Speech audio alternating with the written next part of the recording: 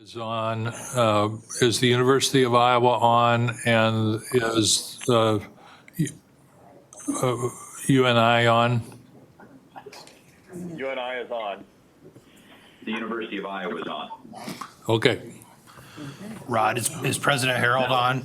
President Harold is remote and is calling in from Colorado, so I'll have to admit I can't speak for him. Well, I can. I'm right here. okay, okay, okay, well, thank goodness. We agree. The meeting of the Board of Regents, State of Iowa for August 1st, 2019 will come to order. I'll begin by calling the roll. Regent Barker. Here. Regent Bates. Here. Regent Butker. Here. Regent County. Here. Regent Dakovich. Here. Regent Dunkel. Here. Regent Least. Here. Regent Lindemeyer. Here. Regent Richards is present. We have a quorum and the meeting can proceed. Are there items the members would like to remove from the consent agenda for a separate vote? A motion and second are required to approve and receive items on the consent agenda. Is there a motion? So moved. I'll second. County, Bates. A motion by Regent County and a second by Regent Bates. Any discussion? We'll have a roll call vote. Regent Barker, Yes. Regent Bates, Yes. Regent Butker, Yes. Regent County, Yes. Regent Dakovich, Yes. Regent Dunkel, Yes. Regent Least, Yep. Regent Lindemeyer, Yes. Regent Richards votes yes. The motion is approved.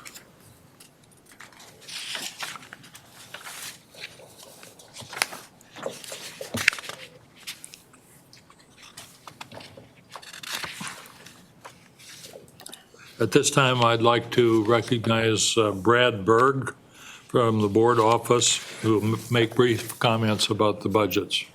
Thank you, President Richards. Before the board today are the FY20 university and special school operating and restricted fund budgets totaling $6.1 billion. The docket also contains separate budgets for the athletic and residence systems and for Iowa Public Radio and the board office as well. The budgets include the $12 million in incremental state support that was split evenly by the three university lines. The university presidents and Superintendent Gettle have prepared comments related to their budgets, and for the sake of the listeners and the presenters, we'll start with Superintendent Gettle, followed by President Harold, President Winterstein, and then we'll conclude with President Nook. So unless there are questions for me, we can begin with Superintendent Gettle. Good morning. Are you able to hear me clearly? Yes, we are. Great. Well, Mark, who's is with me, and so thank you very much, Regents, for taking our request today for approval of our fiscal year 2020 budget for the Rail and Site Saving School and the Iowa School. ISBVI provides specially designed instruction and support for students in their local school districts so they can become literate and independent. Last year, our teachers and consultants provided support to 61 families and instruction to 560 students in 179 school districts. And the 4+ program, we had 8 students this past year. We are looking for 9 students in 2020.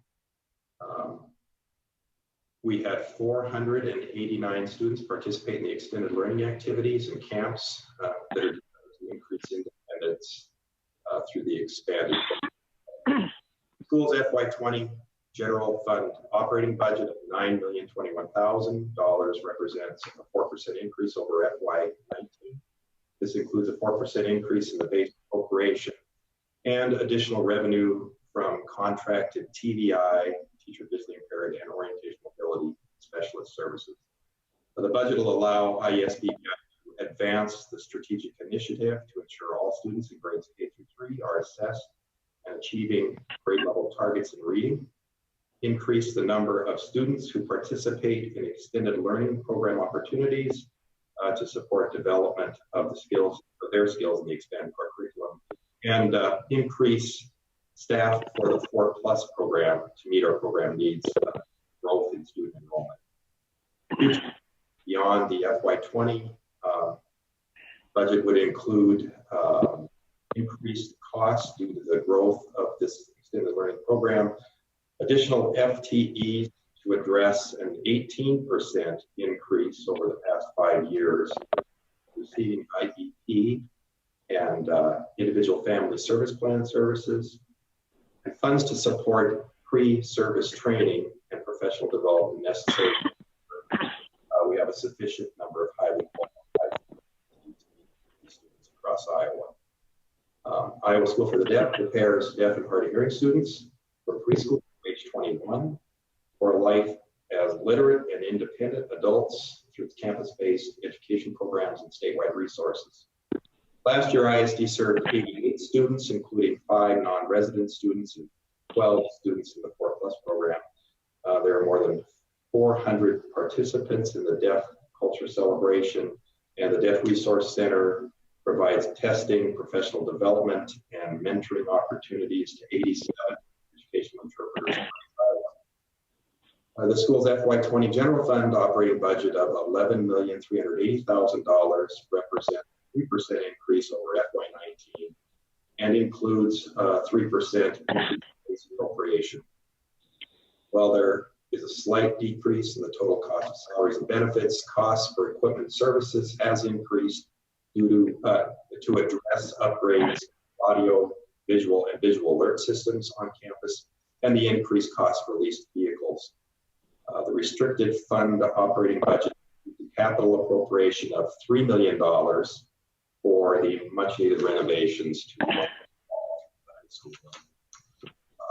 The budget, FY20 budget, will allow ISD to advance the school's improvement plan to ensure all students show measured growth toward assessment targets for reading and math, increase knowledge of parents and skills of educational interpreters by advancing the ISD's outreach, the work of the Deaf Resources Center, and to begin renovations on Long Hall to increase energy efficiency and upgrade electrical, HVAC, lighting and safety and security systems. Future needs beyond the FY20 budget would include sufficient ongoing appropriations to maintain competitive salaries, ensure successful recruitment of highly qualified faculty, and funding to sufficiently address deferred maintenance costs or needs on campus. And that concludes my remarks. I'd be happy to answer any questions. Are there any questions from the board?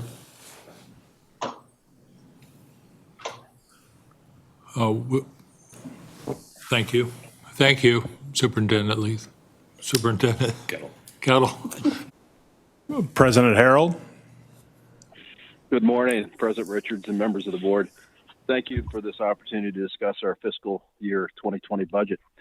You have all the details of our budget in your document materials, and while I'm glad to answer any questions you may have, I'd like to use my scarce time with you today to answer and discuss how we will use our existing financial resources to achieve the goals of our strategic plan.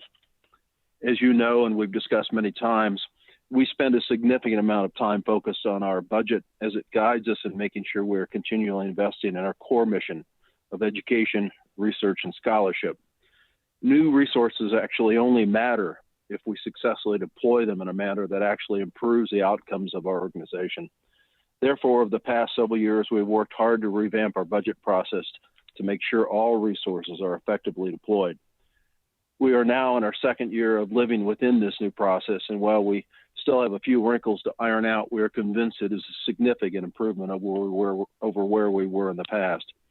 Two outcomes of this new process have been transparency and predictability. We now know what drives our costs and have effective processes in place to ensure that new resources are wisely deployed. Predictability has been enhanced by several key steps, including your actions as a board, such as setting tuition after the General Assembly has determined their annual support of the University of Iowa. and providing a 5-year tuition plan so that our students, families, and university leadership can plan for the future. We at the university thank you for taking these measured and deliberative steps. On campus, we've been focused on our strategic plan and how to fund the material gap that has been identified and we've discussed many times. Full funding of our strategic plan is critical to ensuring that the UI can meet its obligation to our students, families, and all Iowans. The full funding of the strategic plan is specifically necessary to, 1, increase our retention rates so that more students stay in Iowa in order to complete their degree. 2, increase our 4-year graduation rates so that more students graduate with less debt and are ready for the next chapter in their life with less fiscal burden. 3, increase our research and scholarships in order to impact the daily lives of Iowans through advances in healthcare, new startups, new jobs, and better outcomes in education. With these just representing just the tip of the iceberg of how research impacts our state and region's economy. As we've discussed previously, the UI expects to fund 1/3 of its strategic plan through cost takeout and realignment of various activities ongoing on campus. This process started several years ago. Please know this is not merely a one-time effort, as we'll always explore opportunities to improve our efficiency. An example of building upon original success is a new HR service delivery model that will see senior HR directors overseeing units of approximately 500 employees each.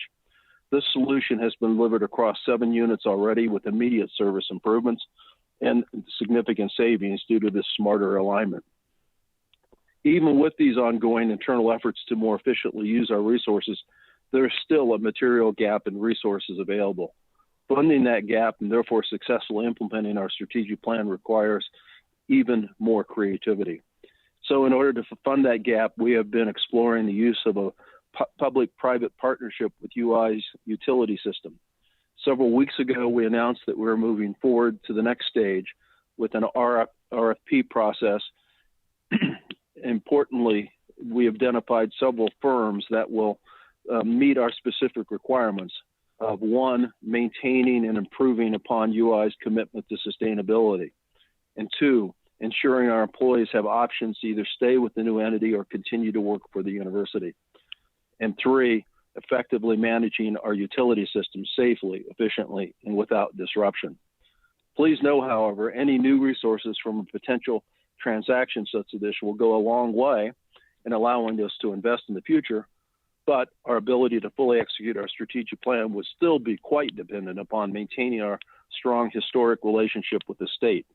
It's vital that the university continues to receive consistent and meaningful and predictable support from the state of Iowa. Student success is our first and most important objective. Therefore, I'm pleased that we have witnessed a steady 10% increase in our 4-year graduation rates over the past decade, as well as a 3% increase in our first-year retention rates. But we still lag our peers, and therefore we have much work to do in this critical area. That is why I'm so pleased that our new provost, Montse Fuentes, has zeroed in on student success as a key outcome that we must improve, and that begins with retaining our students and ensuring they graduate in a timely manner. To put it simply, students in Iowa deserve access to world-class education like students around us in Minnesota, Wisconsin, and Michigan. And implementing new ways to improve those outcomes will be an all-hands-on-deck approach at the university. And I'm excited to see that the energy from our new provost, the deans, and academic leadership towards that end. Another example of the university's laser-like focus that comes out of our strategic plan is a recently announced increase in research contracts and grants.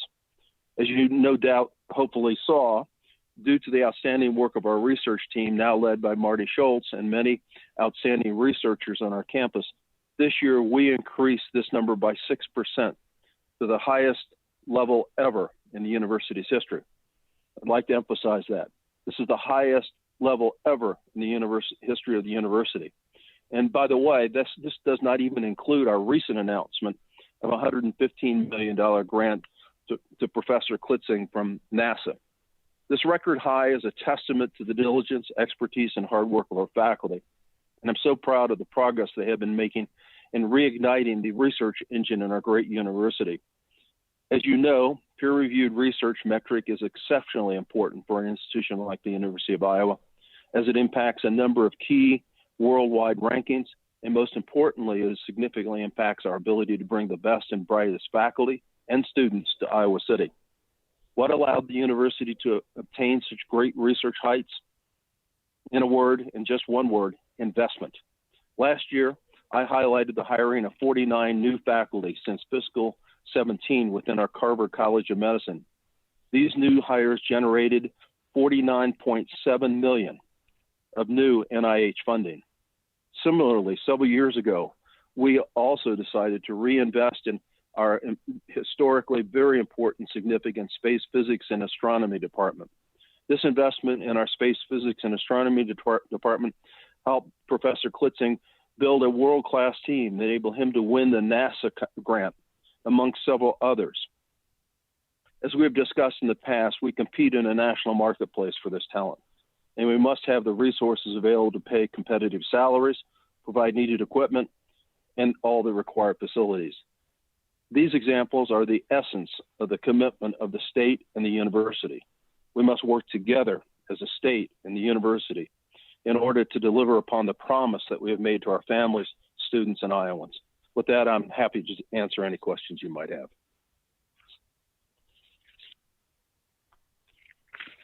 Are there any questions of President Harold? Yes, President Harold, what trends are you seeing in student enrollment, and how do those trends affect your budgeting and planning? Well, in the short term, we're seeing a meaningful uptick this year in the coming enrollment. I want to be careful because the full census will be taken in October, but I'll just say this: we're very creatively looking to make sure we have adequate space for all the students that we're seeing coming in. Longer term, I think we're starting to see across the United States a meaningful downturn in the student population. And I'm going out 5-6 years from now. So I think we're starting to prepare ourselves, potentially even in the Midwest, for at least maybe a stalling in the U.S. students that are potentially interested in our university. The one mechanism that we're really focused on is being distinct, having a major differentiator for every key program we have on our campus. I think we're entering a world where enrollments could potentially be down, and but I think the better institutions will do quite fine. And so I want to make sure we continue to stay there. And then finally, I will mention international students, I think, across the country have been in a continual decline for the last several years for some political reasons, as well as the number of international countries rebuilding and reinvesting in their educational system and trying to keep those students at home.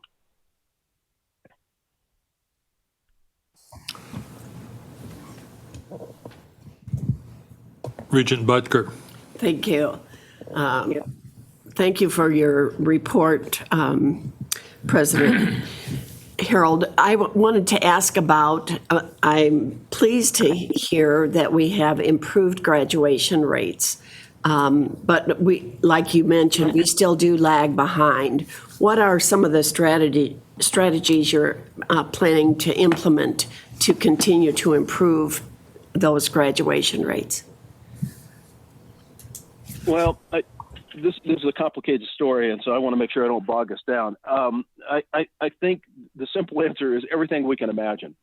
Part of it has to do with making sure that we fully understand when students matriculate into our university exactly where they are and where their own learning gaps might be, to make sure they don't end up with a transitional hiccup in their first year. A lot of loss is in that period where they come from whatever background they're in, they hit our system, and they're a little overwhelmed. And so I think we need to do a much better job of assessing where they are. Secondly, putting support mechanisms in of individual mentoring and tutoring. And we make sure that they actually slot it into the appropriate right level of courses. There's a tendency now across the country of everybody taking AP courses and overshooting to some extent their introductory courses. Then the second chapter, I would say, is it's not just about the classroom. We need to make sure we do a much better job of engaging with our students across their entire time with us. As I often mention, they're only in the classroom a small percentage of time in the 24-hour clock. And so the question is, what do you do with the other times, that they're with us? And so the living learning communities in our dorms, the more we engage them in what we call high impact practices, which are not necessarily in the classroom, but activities like undergraduate research, even when they go internationally and abroad, making sure that those experiences aren't just a vacation abroad, but also connected to their areas of interest and passion.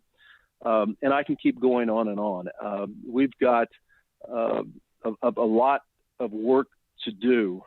And I think, we often talk about the RAI and in its broad, pretty wide application of acceptance. And sometimes we say, well, it's all about being more selective in admissions. I'm not so sure I buy that at all. We are a public institution. We're proud of that. And so we need to do a better job of taking the students that come into our environment and understand where they are and coaching them along and getting them comfortable in our environment and making sure they don't check out. So again, I can go on and we can talk about this. I think this is an important, very important topic for all of our institutions. And I would welcome a session that would just focus on those types of activities. Thank you very much, President Harold. I'm excited to hear your ideas, and I applaud you for the innovations that you're implementing. Thank you. Thank you. Are there any other questions of President Harold? Brad? President Winterstein, the floor is yours. Thank you.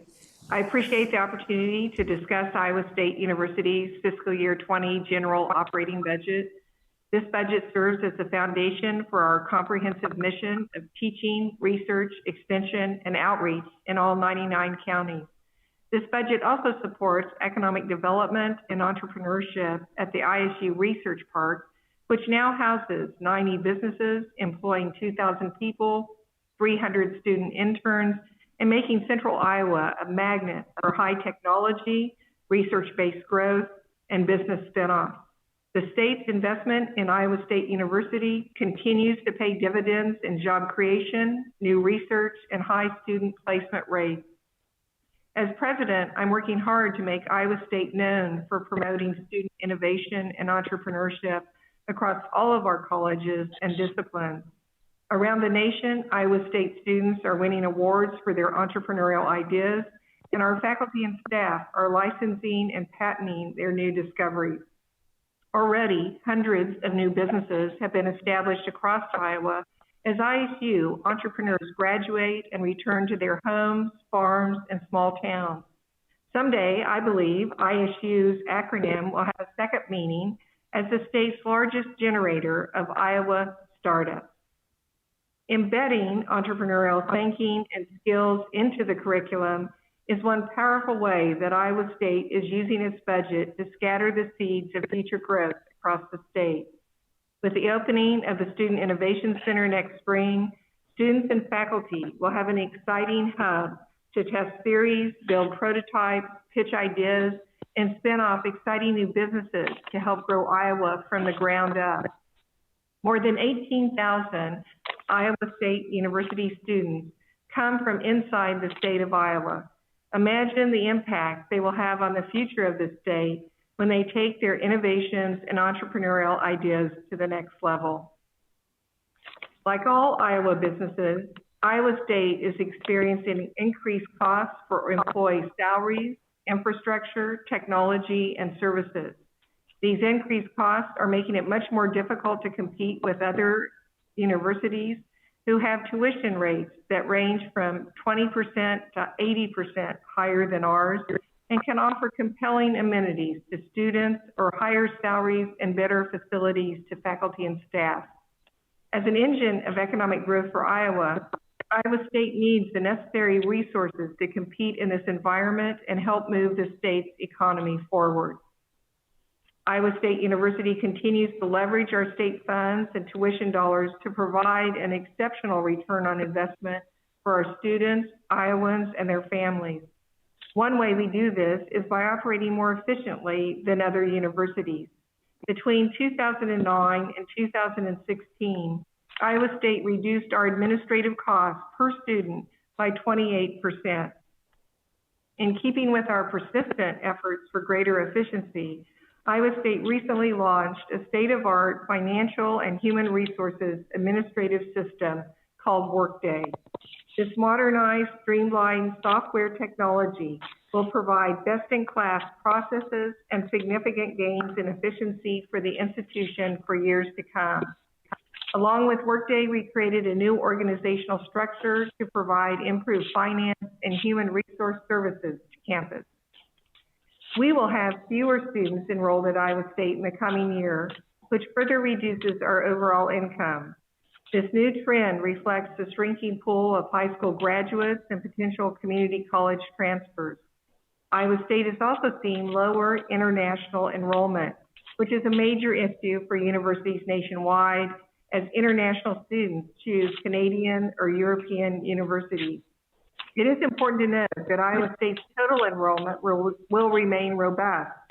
However, any decline in student numbers has a significant impact on our budget. As a result of increasing costs and lower tuition revenue, Iowa State found it necessary to reallocate $23 million in our fiscal year 20 budget, which equates to 3.1% of our general university budget. These budget reallocations provided the necessary funds to support a modest salary increase for faculty and staff, cover mandatory cost increases for supplies and services, and support areas that enhance student success. Our priority to invest in quality faculty and staff supports our mission to prepare Iowa's workforce and future STEM leaders. This past spring, more than 5,300 students, a record number, completed their degrees. And within 6 months, 95% of our graduates will secure a job or continue their education. Nearly 2/3 of our resident graduates and more than 50% overall stay here in Iowa to work. Our missions of research, extension, and economic development are supported with state funds, federal funds, and private sector investments. Iowa State is partnering with the Iowa Economic Development Authority to expand the state's bioeconomy, a sector prime for growth as highlighted in the state's 2017 Economy Report.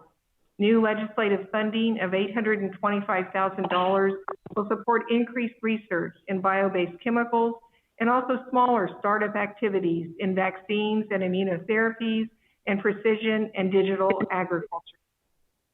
The state's $300,000 increase for operation at ISU's veterinary diagnostic lab will support the VDL's leading role in protecting animal and human health. This funding will support equipment, technologies, and faculty and staff in order to advance our diagnostic testing capabilities for Iowa livestock and poultry producers. The work of the VDL is critical to the health and vitality of the state's $32.5 billion animal agriculture industry. Our faculty continue to pioneer research innovations that strengthen the state's economy and directly impact Iowans' quality of life, such as innovative approaches to water quality challenges, efforts to mitigate antibiotic resistance, and advances in cancer and Parkinson's disease treatments. In fiscal year 19, ISU set a new record for external research funding of nearly $261 million. ISU extension and outreach professionals live and work in every single county and work hand in hand with Iowans, including farmers devastated by the spring floods and the challenges of a delayed planting season. Each year, we provide skills training for more than 50,000 community leaders, local government officials, business owners, entrepreneurs, and volunteers. Nearly 100,000 young Iowans participate in our 4-H programs each year, allowing them to explore key interests in fields like STEM and become college ready. I resolved to do everything possible to help more Iowans and legislators better understand how our teaching, research, and extension programs positively impact our state and their communities and families. I also resolved to do a better job of making the case that an investment in Iowa State University, the ISU Research Park, and our exciting focus on innovation and entrepreneurship is truly an investment in a strong future for all Iowans. Thank you, and I'd be happy to answer any questions. Are there any questions of President Winterstein? Regent Barker. President Winterstein, you mentioned a decline in enrollment this year. I'm wondering if that was a surprise. In other words, how accurate your enrollment projections have been and what your projections for enrollment over the next few years might be. So no, we weren't surprised that we're seeing this leveling off, this decline in student enrollment. I will say that I think last year we were surprised by the large decline in international students, and we're going to continue to be concerned by that and probably not be able to predict that quite as well. And certainly I would mirror President Harold's comment about the future. Evidently, I learned recently that during the Great Recession, there just weren't that many babies born. So we saw a decline in the birth rate, and that's clearly going to have an impact on higher education all across the nation.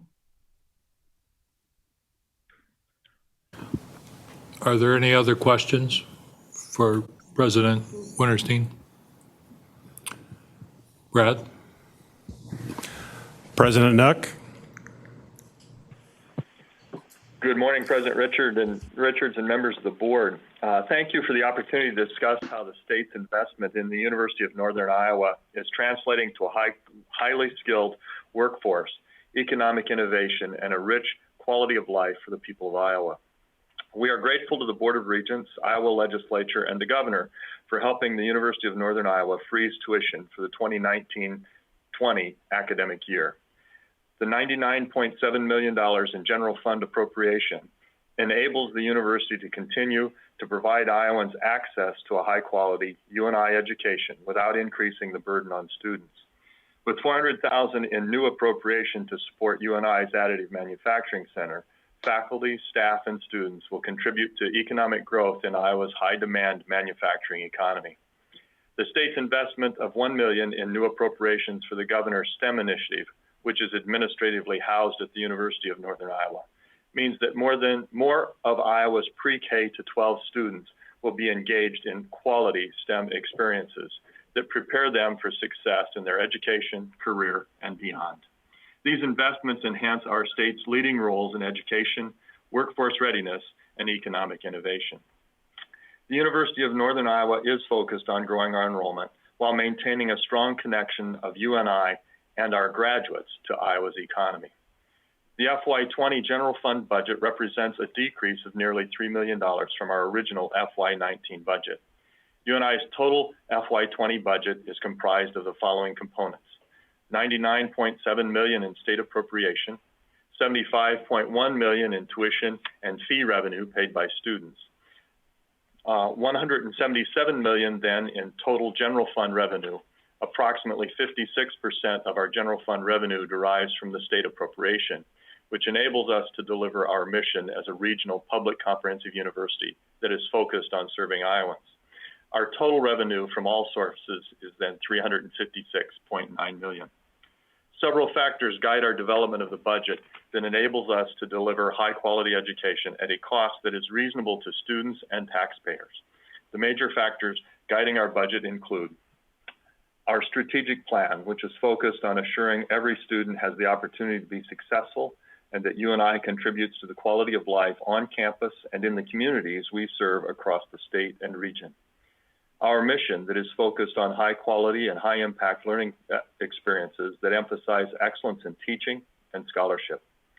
Our 5-year budget model that manages expenses at or below the Consumer Price Index, and an enrollment estimate of 10,600 students with a 200 student contingency. The investment Iowans have made in the University of Northern Iowa enables us to continue educating Iowans for Iowa. Some examples of our impact include continuing to limit student debt through our significant financial literacy and private education counseling program, Live Like a Student, as well as effective stewardship of federal teach grants. Both initiatives have earned the university and state national recognition this past year. The average debt of Northern Iowans is now Northern Iowa graduates is now $5,000 below the national average. Our graduates' debt declined again this past year, pushing average student debt to the lowest level since 2005 and 6. We're also placing one out of every 5 teachers in Iowa, assuring that students across Iowa receive the high-quality education they deserve at all levels. Contributing to Iowa's economic development through business and community services consultations, technical assistance, and community outreach, impacting more than 3,000 businesses, nonprofits, and government agencies each year. Contributing to quality of life through the Gallagher Bluedorn Performing Arts Center and the programs like Touch the Moon, an interactive theater performance for children on the autism spectrum, created by Greta Berghammer, Northern Iowa professor of theater. And 85% of Northern Iowa graduates take their first job and continue their education in Iowa, helping to strengthen Iowa's economy, growing Iowa's tax base, and building our quality of life. On behalf of the faculty, staff, and students of the University of Northern Iowa, I again express our gratitude to the board for their continued support of the university, and most importantly, our students. I'd be glad to answer questions at this time. Are there any questions for President Nook?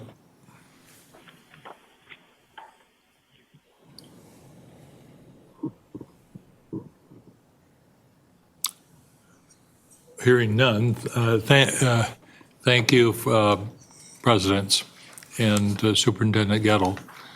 Brad, do you have any other final comments? Thank you very much.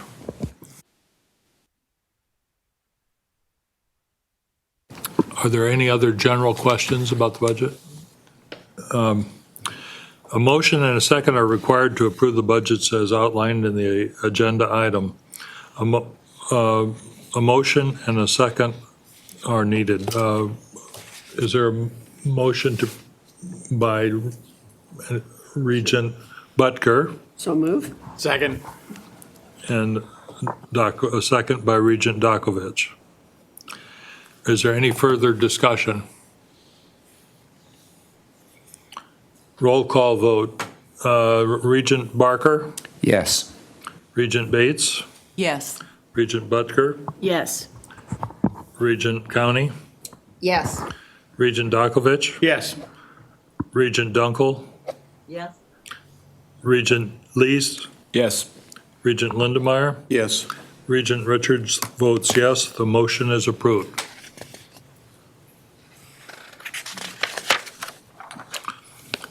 Is there any other business to come before the board? Hearing none, this meeting of the Board of Regents, State of Iowa is adjourned.